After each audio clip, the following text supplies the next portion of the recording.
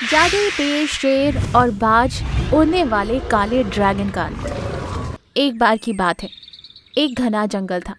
जंगल में शेर और बाज बहुत अच्छे दोस्त थे।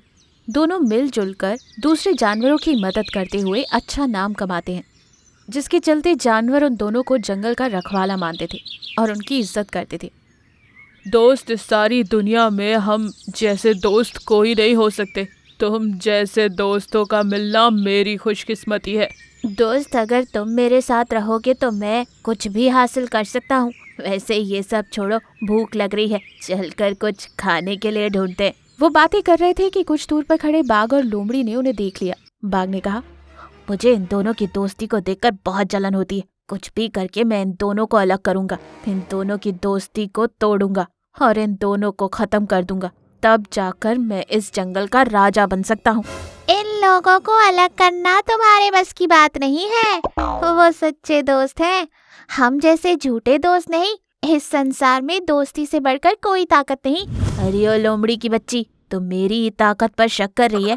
नहीं दोस्त, मैं सही कह रही हूँ। सच्चे दोस्तों को अलग करना इतना आसान नहीं होता, किसी के बस की बात नहीं। लेकिन मेरे पास एक आइडिया है।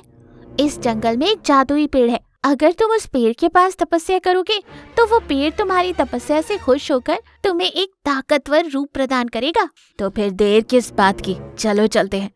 दोनों जादुई पेड़ के पास जाते हैं। बाघ जादुई पेड़ से कहता है, बस दुनिया का सबसे ताकतवर रूप मुझे प्रदान करो। मुझे ये बाघ का रूप बिल्कुल पसंद नहीं। मेरी इच्छा पूरी करो जादुई पेड़। मैं तुम्हारी इच्छा पूरी करूंगा, लेकिन मैं जो तुम्हें वरदान दे रहा हूँ उससे तुम किसी को भी तंग नहीं करोगे, किसी को कोई नुकसान नहीं पहुंचाओगे। मैं वादा करता हूँ किसी को भी नुकसान नहीं पहुंचाऊंगा। मुझे वो वरदान दो। कहकर बाघ तपस्या करता है। जादुई पेड़ बाघ को उड़ने वाला काला ड्रैगन बना देता है। बाघ खुश होकर लोमड़ी को देखकर वहां से निकल जाता है। काले ड्रैगन को देखकर सारे जानवर डर के मारे इधर उधर भागने लगते। तब ड्रैगन लोमड़ी से कहता है, हा हा हा, मुझे देखकर तो सारे जानवर डर के मारे भाग रहे। अब इस जंगल में मुझसे ताकतवर कोई नहीं है।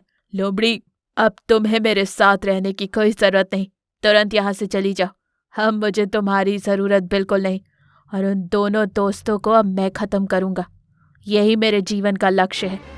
मैंने तुम्हारी मदद की और तुम मुझे ही भगा रहे हो। तुम जैसे की मदद करना मेरी सबसे बड़ी गलती है। ये कहकर लोमड़ी डरते हुए वहां से चली जाती है। उस दिन से ड्रैगन जंगल के जानवरों का शिकार कर उन्हें मारने लगता है।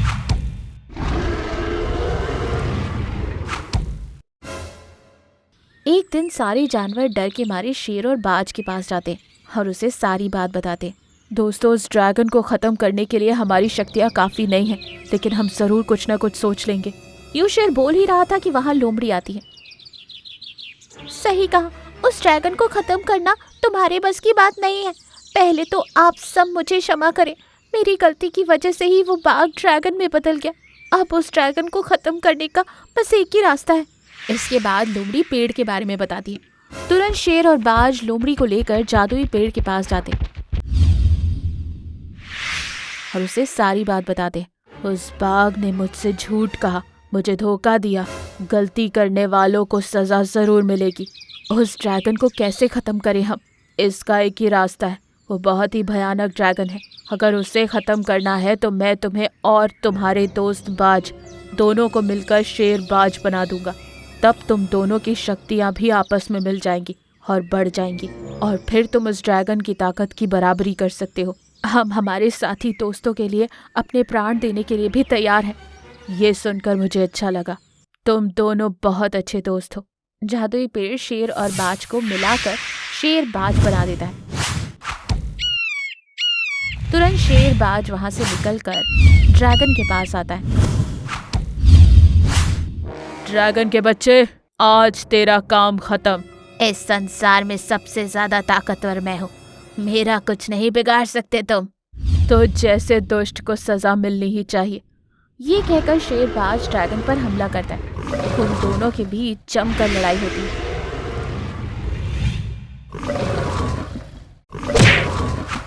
आखिरकार ड्रैगन मर जाता है और शेरबाज जादुई पेड़ के पास जाता है। जादुई पेड़ उन दोनों को पहले जैसा कर देता है। हम आपका यह एहसान कभी नहीं भूलेंगे। और खुशी खुशी अपना जीवन गुजारते। इस कहानी से हमें ये सीख मिलती है कि सच्चे दोस्तों को अलग करना या फिर दिए हुए वादे से मुकरना बुरी बात है।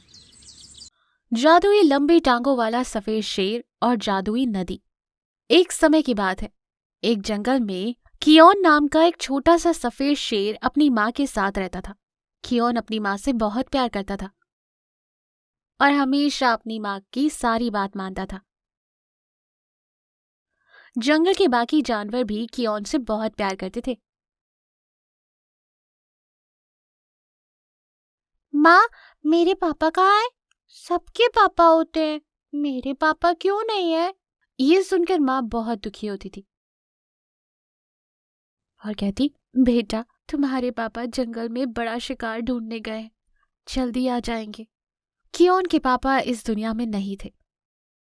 उन्हें शेर खान ने बहुत पहले ही मार दिया था।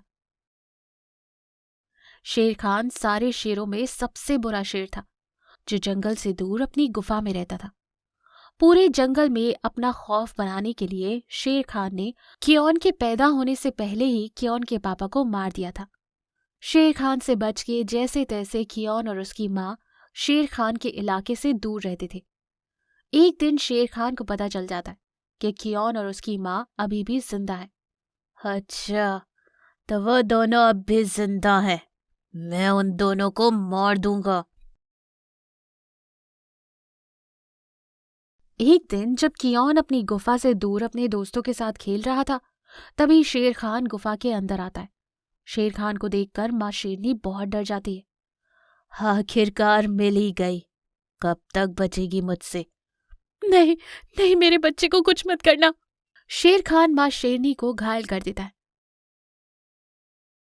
माँ शेरनी जैसे तैसे उठती है और गुफा से पत्थर गिराकर गुफा को बंद कर देती है।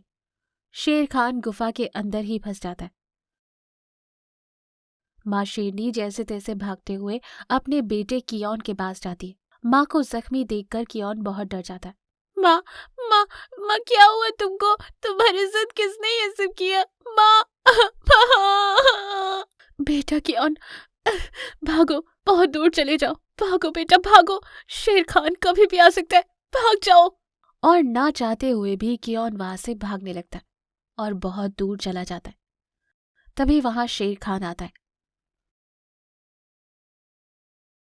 कहाँ है तेरा बच्चा? मैं नहीं बताऊंगी, कभी नहीं बताऊंगी। और फिर शेर खान शेरनी को एक काली गुफा में बंद कर देता है। यहाँ कियोन भागते भागते एक नदी के पास पहुंचता है। नदी के पास पहुंचकर कियोन बहुत रोता है।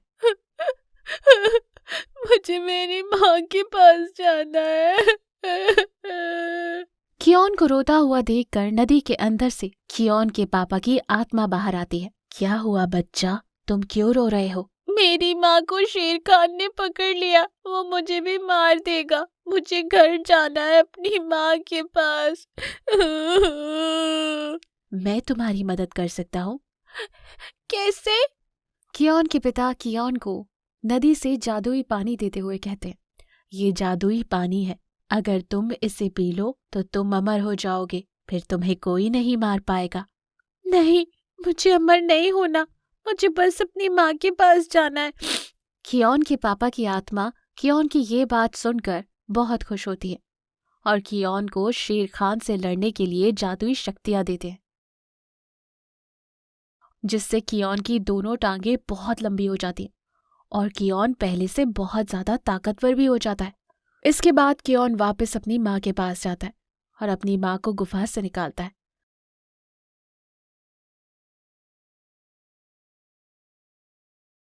फिर शेर खान और कियोन लड़ने लगते हैं।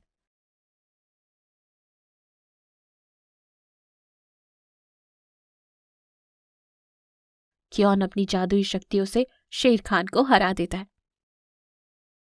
कियोन फिर से जंगल में अपनी माँ और बाकी जानवरों के साथ प्यार से रहने लगता है और अपनी जादुई शक्तियों से सबकी मदद करता है। तो इस कहानी से हमें ये पता चलता है कि हमें हमेशा अपनी माँ से प्यार करना चाहिए और सबकी मदद करनी चाहिए।